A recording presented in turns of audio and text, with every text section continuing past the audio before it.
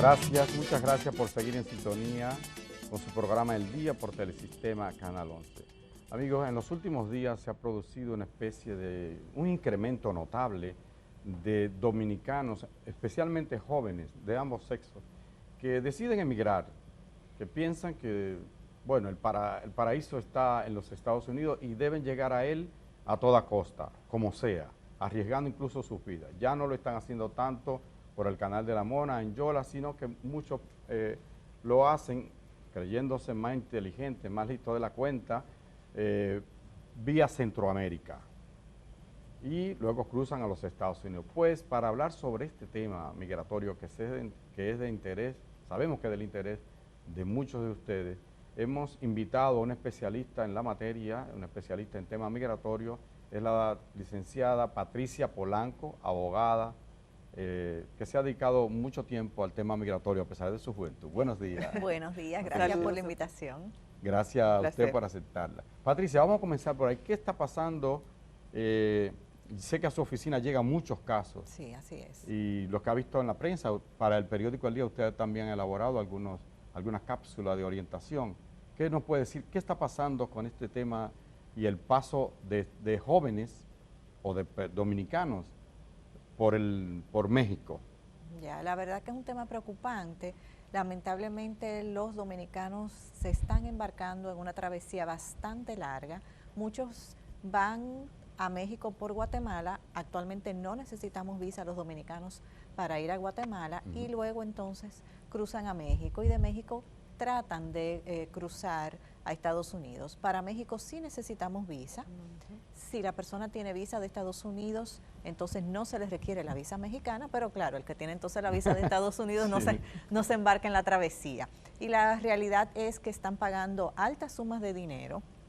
Y lo preocupante, además de esa travesía en la que realmente realizan, que arriesgan pues su vida, que comprometen la integridad física, como muchachos y muchachas que tienen la capacidad de endeudarse, aún vendiendo tal vez sus enseres, tomando un préstamo en base a esa casita que con mucho esfuerzo la mamá levantó, porque prefieren embarcarse en esa travesía que no es segura, que luego no tienen una opción de regularización si logran llegar a Estados Unidos, porque entonces no hacen la inversión de poder emprender un proyecto propio aquí en República Dominicana, cuando hay oportunidades, por supuesto, no es algo que se da de la noche a la mañana.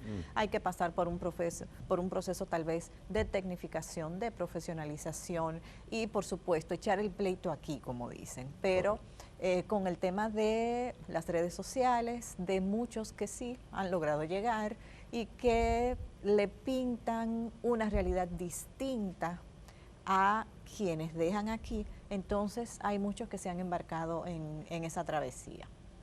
Patricia, veo aquí en el chat del programa El Día y también invito a quienes están ahí a que pongan sus preguntas por esa vía, algunas personas que comentan sobre casos. Por ejemplo, tenemos a Luis Hernández que dice, tengo un sobrino que hoy tiene 17 días que salió vía Panamá, desde el domingo, según él está en Arizona, pero aún no pasa. Y por igual, por ejemplo, comentan, José de la Rosa dice que con lo que hay que pagar a Estados Unidos se hace proyectos aquí. Exactamente. ¿Usted tiene conocimiento de cuáles son las cifras que se manejan en este tipo de viajes por Centroamérica y también Sí. por Hay México? varias versiones, por supuesto, ninguno de los organizadores pues sale y da la cara y dice, esta es mi tarifa, sino que de alguna u otra manera se recogen diferentes informaciones de personas que ya han ido o que conocen a alguien que ha ido. Todo depende de qué te ofrecen cuando tú llegas, cómo te ofrecen cruzar y por dónde tú haces el recorrido. Hay personas, por ejemplo, que van desde Colombia, cruzando todo Centroamérica. Desde Chile incluso. Desde Chile también, porque en su momento pues había ciertas facilidades de visados de trabajo en Chile. Ahora mismo la vía que más se está usando es llegar hacia Guatemala, porque los dominicanos no necesitamos visa para ir a Guatemala. De hecho, para toda Centroamérica no necesitamos visa. Guatemala ya está ahí pegadito de México. E incluso en algún momento pudiera tener repercusiones negativas ese acuerdo bilateral que hay de supresión de visado con Guatemala, porque no necesitamos visado. Pero cuando llegamos a Guatemala, realmente pasamos por un escrutinio. Por un sedazo sería. Claro. El oficial de Migración y Aduanas que te recibe en el aeropuerto te hace una serie de preguntas, tú tienes que llevar cierta cantidad de dinero, se supone que para tú costearte Para tu estadía, estadía. Una confirmación de esa estadía, si tú vas donde alguien que te invitó, si tú tienes una reserva de hotel. Y vimos hace 2 semanas que había un grupo de dominicanos varados en Guatemala porque no le dieron entrada, porque no cumplían los requisitos y al parecer, aunque claramente no dieron la información, estaban ingresando a Guatemala con el propósito de entonces pasar, claro, de continuar. Hasta México. En Estados Unidos ahora mismo pues hay un descontrol que hemos visto todos con el asunto de la frontera. Está el asunto del famoso título 42, que es lo que de alguna manera tiene un poquito controlado el flujo de migrantes. Este título 42 es una normativa de salud pública en realidad, que se implementó en los años 20, cuando en algún momento Estados Unidos quiso frenar la migración de Asia, sobre todo con China. Luego se reactivó en algún momento en los 1940 y algo, cuando también hubo cierta situación de migración desde Europa. Y ahora de nuevo, desde el 2020, cuando empezó la pandemia, entonces se reactiva para controlar un poco ese flujo migratorio, de alguna manera basados en el asunto de sanidad y del posible peligro de salud pública que puede traer todas las personas que entran por la frontera sin tener un control sanitario, porque claro, el que entra por la frontera de manera ilegal pues no te lleva la prueba que en su momento se exigía, ni una tarjeta de vacuna. Qué interesante eso, Patricia, porque tenía conocimiento del título 42, pero lo atribuíamos incluso aquí en el programa exclusivamente al tema del coronavirus, pero no sabía de que venía tenía un antecedente. Ya tiene un antecedente. Y está también el título 8, eso ya que también se maneja.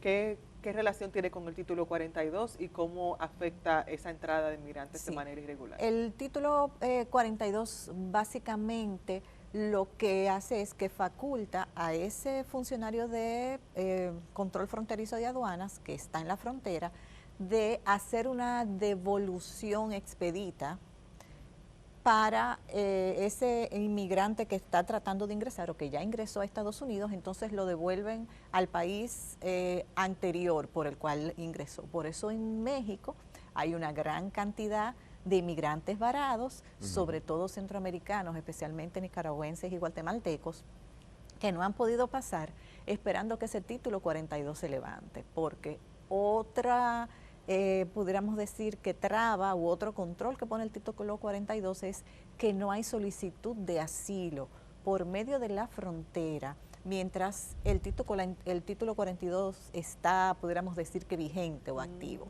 Entonces esas miles de personas están en Estados Unidos, están en México esperando que el título 42 se levante para entonces tratar de cruzar a Estados Unidos y ya una vez en Estados Unidos entonces pedir asilo.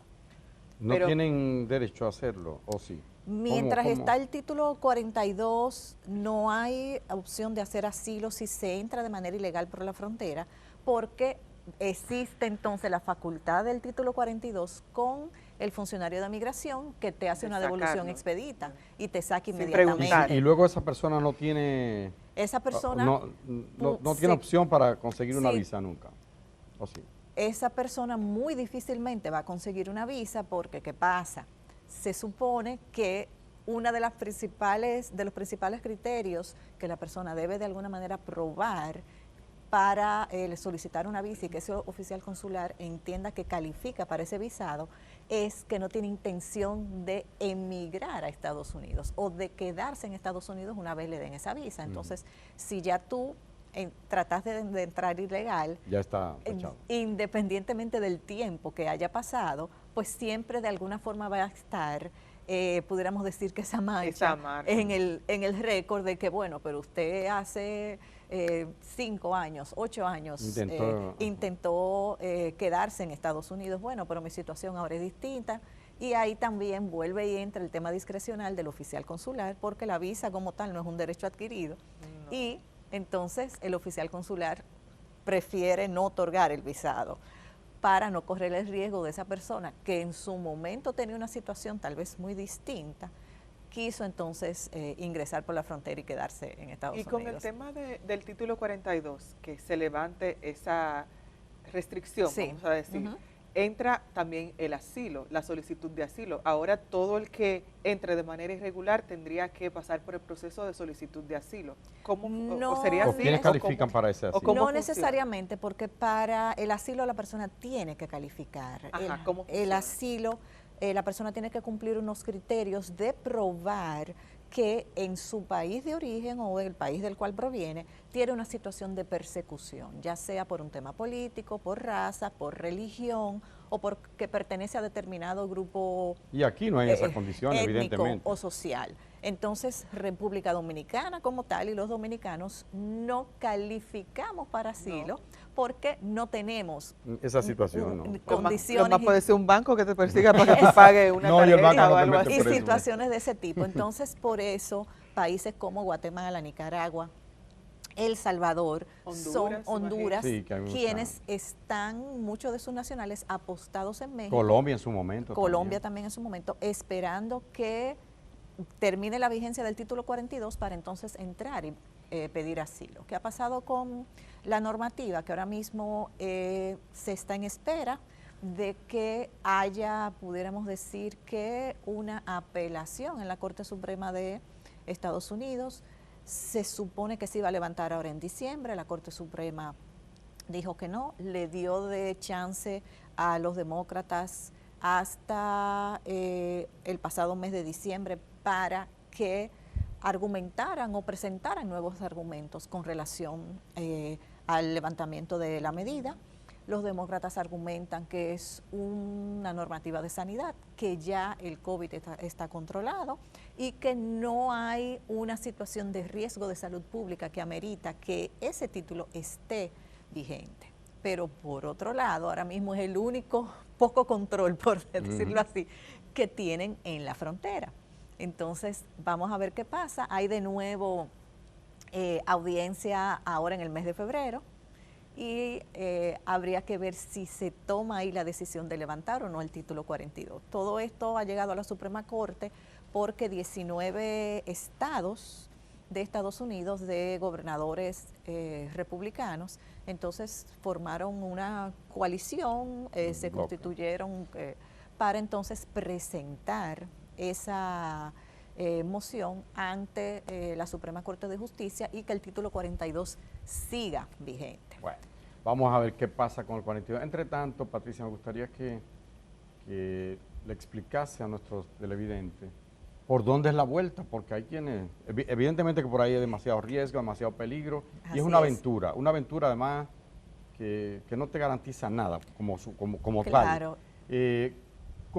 ¿Qué hacer para conseguir una visa, para calificar, que el cónsul te dé una visa? Porque muchas de esas, yo me temo que muchos de esos que se van por México y que gastan un dineral, probablemente califiquen para tener una visa. ¿Cómo hacerlo? ¿Cómo lograrlo? El tema es que el consulado de Estados Unidos todavía parcialmente tiene limitadas sus operaciones, han ido abriendo espacios cada cierto tiempo para entrevistas para visas de no emigrante, para visas de paseo, pero la gente está desesperada. O sea, imagínense que las citas para obtener pasaporte dominicano en la oficina principal de la Dirección General de Pasaporte están para marzo, por la cantidad de personas que hay solicitando pasaportes para hacer solicitud de visado.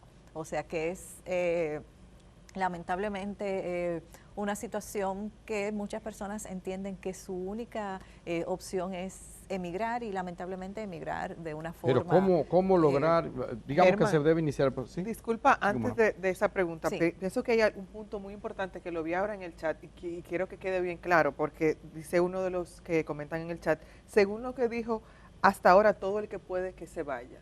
Entonces, obviamente eso no es lo que dice la licenciada. Al revés. Quiero que sea bien puntual en eso para que entienda la gente que no es así. Todo lo contrario. Ahora mismo con el título 42, pues migración o la patrulla de control fronterizo en la frontera está facultado para hacer una devolución, si cabe el término, automática y expedita de la persona. Cuando el título 42 no está vigente, a todo el que ingresa a la frontera, entonces le hacen un proceso, lo registran y lo ponen en turno, por decirlo así, para que pueda un juez decidir si se queda o no en Estados Unidos. Y ahí algún familiar puede decir, yo me hago responsable. Exacto, y tal. Pero no, si corre peligro, porque claro, no eres responsable, si en tu país te persigue. Exacto, entonces, si la persona tiene la suerte de que esa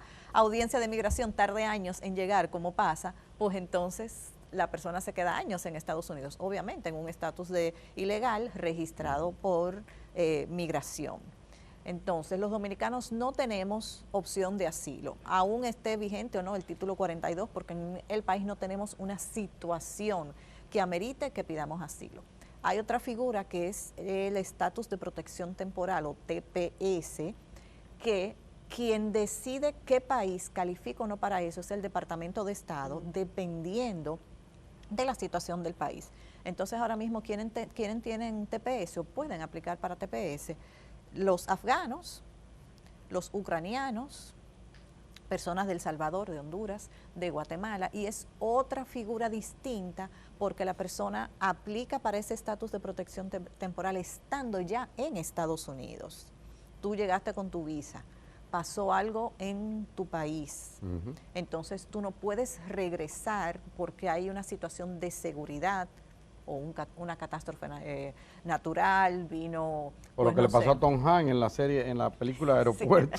Sí. Entonces tú te auxilias de esa figura y entonces tú tienes una protección temporal que generalmente es de 2 años, no te da un estatus de legalidad, pero migración no te persigue ni tú estás, pudiéramos decir, que fuera del marco de la ley, pero igual República Dominicana tampoco califica para eso. El ejemplo más claro podemos ponerlo, por ejemplo, con Haití. Haití ahora mismo tiene TPS. El magnicidio de Haití fue, creo que 7 de julio del 2021 y el 3 de agosto del 2021, o sea, antes, un mes, menos de un mes, ya entonces Estados Unidos calificó a Haití como TPS. Entonces, todo el que estaba en Estados Unidos para esa fecha tiene 18 meses para aplicar, o sea, del 3 de agosto del 2021. No a los migrantes que van ahora. No a los migrantes que van ahora, exacto. Del 3 de agosto del 2021 al 3 de febrero del 2023, ahora el mes que viene. Entonces, los nacionales de Haití que estaban en Estados Unidos cuando empezó ese estatus de protección temporal pueden hacer la solicitud porque evidentemente en su país hay una situación de riesgo, entonces no pueden regresar.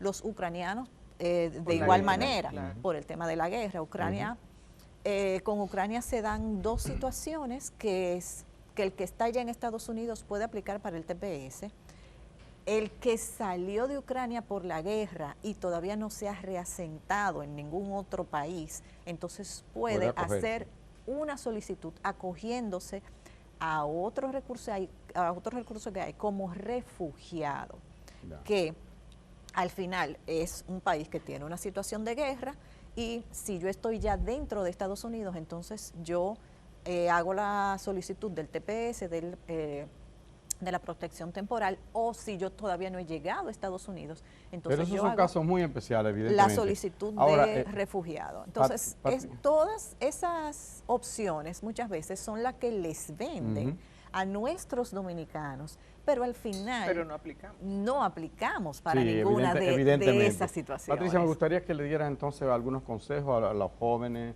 a los que están haciendo papeles, cómo hacerlo para conseguir una visa y no tener problemas, no dar esa vuelta por México. Claro, lo primero es que para tener una residencia de Estados Unidos hay 2 opciones, o que haya una petición de residencia por un familiar directo, que ya sea una persona o residente en Estados Unidos o ciudadano estadounidense, que le haga una petición de residencia. Esa petición de residencia va a tardar más o menos tiempo, dependiendo de qué relación tiene usted con la persona que le hace la petición de residencia y cuál es su edad. Más o menos, ¿cuánto dura eso? ¿Un año, 2 años? El ciudadano estadounidense, para que tengan una idea, puede pedir a sus cónyuges y a sus hijos solteros menores de 21 años y tarda alrededor de 2 años. El residente puede pedir a los cónyuges y a los hijos solteros menores de 21 y tarda cerca de 3 años. Si te casas en el proceso y te está pidiendo un residente, entonces ya automáticamente ahí da el traste con la solicitud, porque los residentes solamente piden a hijos solteros. Si te está pidiendo tu padre ciudadano y eres soltero mayor de 21 años, el proceso tarda cerca de 8 años. Si te casas en el interín de ese proceso, entonces prácticamente se duplica el tiempo. Mejor esperar. Y tarda cerca de 12 años, porque el asunto del tiempo viene dado por la relación familiar de quién pide a quién y la edad y el estado civil. Licenciada, tenemos ya que cortar porque tenemos otro invitado, pero Claro que sin lugar a dudas, este es un tema que genera muchas dudas y que se necesitan también muchos datos. Así es. Así que próximamente esperemos que tengamos también a la licenciada Patricia aquí en el día, y pues nosotros, luego de la pausa, regresamos con Rosario Espinal para conversar sobre política en este 2023. Gracias por la invitación. Gracias a usted. El día camina contigo allá donde vayas. Cuando salgas de casa, continúa con nosotros en YouTube. El día, 25 años de buen periodismo.